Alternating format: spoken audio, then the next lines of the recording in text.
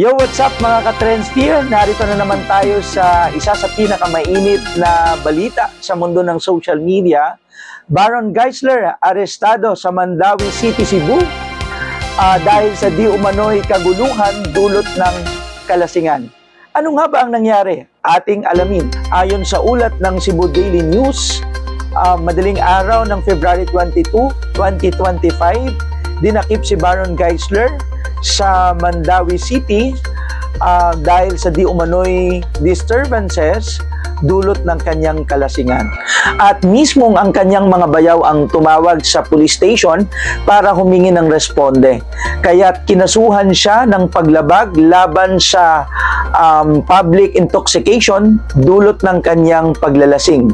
Ngunit pinalaya din naman kaagad pagkatapos magpiyansa ng kanyang asawa sa halagang 500 pesos. Sa isang post ni Baron Geisler sa kanyang Facebook account, itinanggi niya ang ilang kumakalat na impormasyon sa social media. Dagdag pa niya, irresponsible journalism has blown things out of proportion. Kaya't sabi niya, humihingi siya ng legal na advice para linawin ang sitwasyon.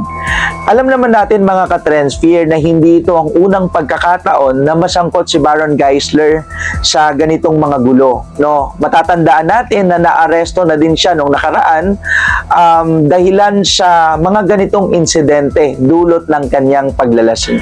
Ang insidenteng ito ay nagpapaalala na ang sobrang pag-iinom ay maaaring magdulot ng hindi magandang sitwasyon sa ating buhay. Maaaring makaapekto ito sa ating personal na buhay, higit sa lahat sa ibang tao na nakapaligid sa atin. Ang responsableng pag-iinom at pagpipigil sa sarili ang susi upang maiwasan ang mga ganitong sitwasyon o pangyayari. Mga ka-Trendsphere, kung meron kang opinion na gusto mong maibahagi dito sa usaping ito, i-comment mo lang sa comment section at ating pag-uusapan. Alright, huwag mong kalimutang i-like at mag-subscribe sa aking YouTube channel para manatiling updated ka sa mga susunod na trending videos. Maraming salamat! Bye!